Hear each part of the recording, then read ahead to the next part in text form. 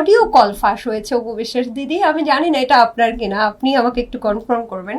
সেখানে এমন বলা হচ্ছে যে, যদিও আমি শুনে আসলে আপনার ভক্ত হিসেবে আমারও একটু খারাপ লেগেছে, যে আপনি নতুন ভাবে সবকিছু শুরু করতে চাচ্ছেন, এবং সারসংক্ষেপটা বলছি, এবং আসলে আর কত, আপনি সেখানে এরকম বলছিলেন যে আর কত, মানুষের তো একটা সোজা সীমা আছে।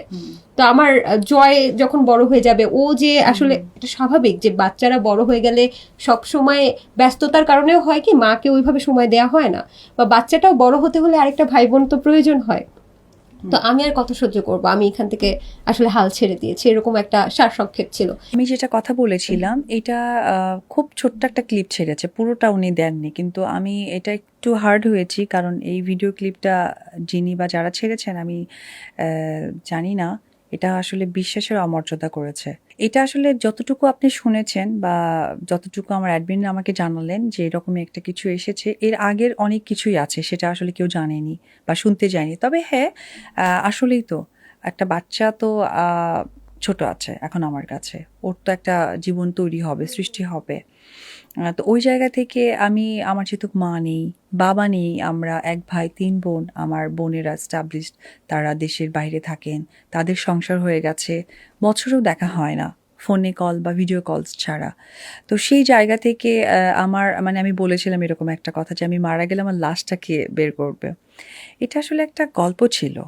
এটা কিন্তু আমার যে ফিক্সড ইমোশন ছিল তা কিন্তু নয়। একটা গল্প থাকে না যে এখন আমাকে বলা হলো, বা সমৃদ্ধির জীবন কাহিনীও তো আমি দেখেছি।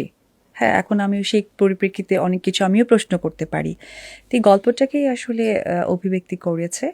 তবে আমি যে ভয়েস রেকর্ডটা সকলের কাছে পৌঁছে গেছে, এটা তো অবশ্যই আমার, এবং আমি আসলে এটা একটা গল্পের অনেক শুরু ছিল সেটা। গল্প বলতে এটা কোনো মানে হয় সিনেমা না, গল্প? নো নো নো, এটা গল্প মানে ও কি, আচ্ছা, আপনি ওনার সাথে গল্প করছেন। ফর এক্সাম্পল যে আমি আপনাকে চিনি, আপনি আমাকে কল করতেই পারেন যে দিদি আপনি কেমন আছেন, কি আসলে বিষয়, তখন একটা কথার পরিপ্রেক্ষিতে অনেক কথা হয় না।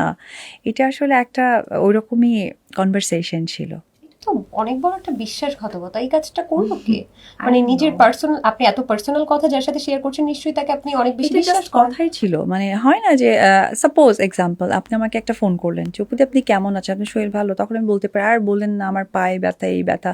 এখন পায়ে ব্যথাটা হলো, তখন আমাকে প্রশ্ন করেছে আপনি কি হুন্ডা অ্যাক্সিডেন্ট করেছেন না গাড়ি অ্যাক্সিডেন্ট করেছেন যে আপনার পায়ে ব্যথা, বিষয়টা এটা দাঁড়িয়ে গেছে। আচ্ছা, শাকিব খানের কাছে আপনার প্রত্যাশা কি? প্রথমেই বলবো যে আমার এই নায়িকা হওয়ার পেছনে যে মানুষটির অবদান সেটা উনি, এবং আমার সাকসেসের পেছনে যে মানুষটার টোটাল পরিশ্রম। একটা সময় তো তাকে অনেকের কথাও শুনতে হয়েছে যে তাকেই নিয়ে কাজ করতে হবে, এখানেও অবদান তার। মাতৃত্ব, এই অবদানটাও তার। রেসপেক্ট, এই অবদানটাও তার। লাস্ট আমার যে লাল শাড়ি সিনেমাটা করেছি সেখানেও কিন্তু ফাইন্যান্সিয়ালি একটু আটকে গিয়েছিলাম, সেখানেও অবদান তার। তাই? হ্যাঁ, আমি যদিও এটা রিকভারি করেছি, বাট দ্যাট টাইম তো অবশ্যই সে আমাকে সাপোর্টটা দিয়েছে। প্রত্যেকটা সুন্দর কিছুর মধ্যেই অবদানটাই আসলে তার।